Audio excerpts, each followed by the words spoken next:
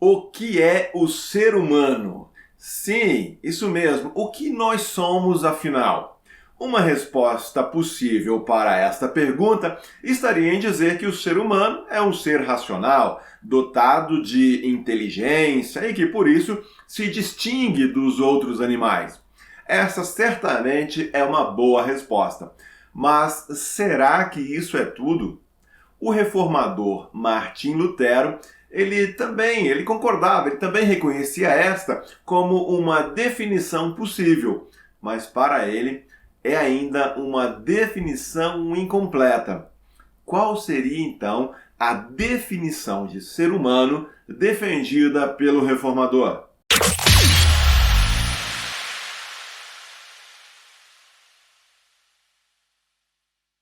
Durante toda a sua vida adulta, Lutero se empenhou pelo ensino das Escrituras. Fez isso especialmente como professor universitário na cidade de Wittenberg. A Universidade de Wittenberg foi fundada em 1502 pelo príncipe Frederico III. Ao integrar o quadro de professores dessa universidade, Martim Lutero começou com uma verdadeira reforma já ali nas questões acadêmicas. Ele rompeu com a filosofia escolástica, com a tradição que se baseava fortemente em Aristóteles. Em se tratando do estudo teológico, Lutero estabeleceu a Bíblia como o centro e incentivou o estudo das línguas antigas, como o grego, o hebraico, o latim.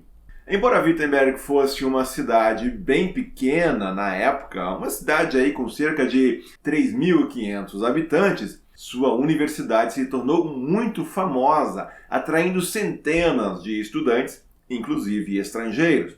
É devido à prática acadêmica das universidades daquela época, que propunham debates para a formação de doutores, por exemplo, que Lutero fez desta uma estratégia que impulsionou o movimento de reforma. Lutero escreveu e defendeu várias teses. Em janeiro de 1536, já numa época em que nós temos um Lutero mais maduro, ocorreu o debate acerca do homem.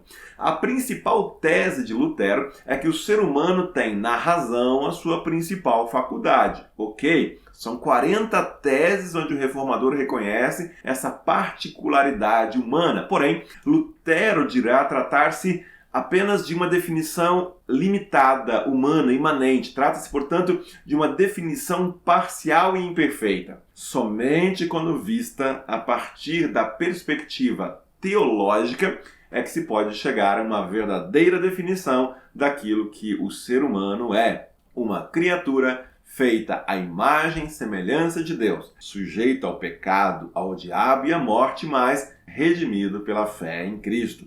Este é, portanto, o ponto central da antropologia do reformador Martim Lutero.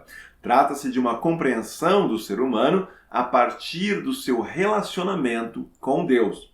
Já na primeira tese, Lutero aponta para a definição do ser humano enquanto um ser dotado de razão, sentimento e corpo como naturais, a partir da filosofia e da ciência humana. O reformador não briga com tal definição, porém ele vai acrescentar que ela se restringe a uma compreensão, a um entendimento do ser humano mortal, ou seja, é uma definição que diz respeito ao espaço desta vida.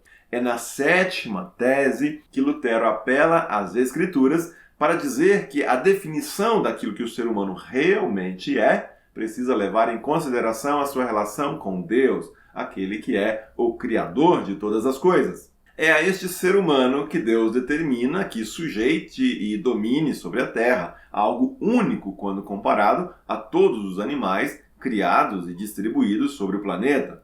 Haveria, assim, uma limitação da filosofia e da ciência humana em conhecer a causa final para a qual os seres humanos foram criados. Uma limitação que só pode ser superada com o auxílio da revelação bíblica. Como já apontamos, Lutero critica a filosofia aristotélica e escolástica. Assim, ele faz uma declaração fundamental que caracteriza a antropologia cristã, ou seja, o entendimento daquilo que o ser humano é. Em sua tese de número 17, Martim Lutero afirma que a única e segura maneira de nos conhecermos a nós mesmos consiste em nos voltarmos e olharmos para a nossa origem em Deus. Logo a seguir, o reformador expressa em 3 teses a essência da compreensão bíblica que define o que o ser humano é.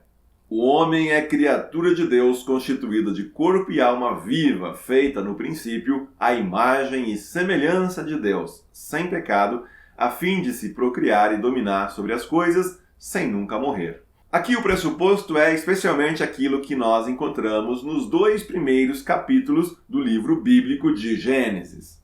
Seguindo a definição, na tese seguinte, o reformador acrescenta, mas que após a queda de Adão, a criatura ficou sujeita ao poder do diabo, ao pecado e à morte, um mal duplo, insuperável para suas forças e eterno. Aqui nós temos uma clara alusão ao 3º capítulo de Gênesis, que narra a queda do ser humano, a queda no pecado. Tal situação, caso a definição parasse por aqui, soaria desesperadora. No entanto, isso não é tudo. A revelação bíblica acrescenta que após a criação e a queda, existe ainda uma etapa importantíssima da ação de Deus em sua relação com a humanidade. Por isso, Lutero pode dizer ainda que a natureza humana não pode ser libertada e receber vida eterna, a não ser pelo Filho de Deus, Jesus Cristo, se nele crer. Eis, portanto, a compreensão bíblica daquilo que nós, seres humanos, somos em nossa relação com Deus. Seres criados de forma única, inteligentes e criativos, responsáveis diante da criação, porém caídos, rebelados contra Deus, mas também alvos do amor gracioso de Deus, que em Jesus Cristo vem nos redimir. Assim, independentemente da condição social, econômica ou cultural, todo ser humano é réu diante de Deus quando se leva em consideração que todos pecaram. Este é um ponto importante para o contexto das discussões no período da Reforma, pois, argumenta Lutero, circulavam posições que consideravam a natureza humana como íntegra após a queda. É a ideia de que o ser humano é bom por natureza, algo que certamente não condiz com a revelação bíblica e nem com a realidade.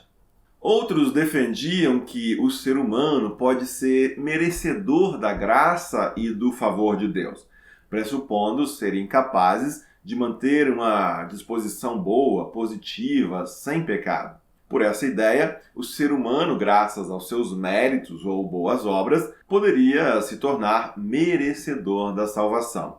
A partir daquilo que o reformador aponta ser um desvio da filosofia aristotélica, havia ainda quem defendesse a ideia de que a razão humana aspira sempre às melhores coisas. Tal compreensão abriria espaço para a ideia de que a queda não teria afetado a nossa razão, nos deixando imunes, portanto, e capazes de tomarmos sempre as melhores decisões, inclusive em nossa relação com Deus. Aqui, o pecado teria um efeito limitado sobre nós, como se parte de nossa natureza, como nossas paixões ou sentimentos, fossem pecaminosas, enquanto a nossa mente ou a nossa razão permanecesse imune, livre dos efeitos da queda. Lutero dirá, então, que aqueles que defendem que nós podemos tomar corretas decisões e agir sempre de boa vontade, ou seja, que estaria no poder do ser humano escolher o bem e o mal, a vida e a morte, dirá o reformador na tese 31, todos estes não entendem o que é o homem, nem mesmo sabem o que estão falando. Como você já deve ter notado, a discussão envolvendo Lutero há 5 séculos ainda continua. Podemos encontrar definições centradas numa visão tão somente materialista ou naturalista do ser humano. Visões que supõem que o ser humano é bom por natureza. Embora estejamos aqui diante de um tema profundo e abrangente que já gerou muito debate, pesquisas, estudos, a perspectiva assumida por Lutero ainda permanece válida. Não porque ela seja luterana, mas sim porque ela é bíblica. Somos criados à imagem de Deus, rebelados contra o nosso Criador, sim, mas redimidos em Cristo Jesus. Isso, porém, envolve fé. A redenção ou a salvação é obra e iniciativa de Deus, pois, como dizia Lutero, por nossa própria razão e força, nada podemos nesse sentido. Você quer ler mais a respeito disso? Deseja ter acesso aos textos de Martim Lutero em português? Bom, o debate acerca do homem você encontra no terceiro volume das obras selecionadas de Lutero. O link eu deixo, como sempre, aqui abaixo na descrição. Deus abençoe você e seja você uma bênção.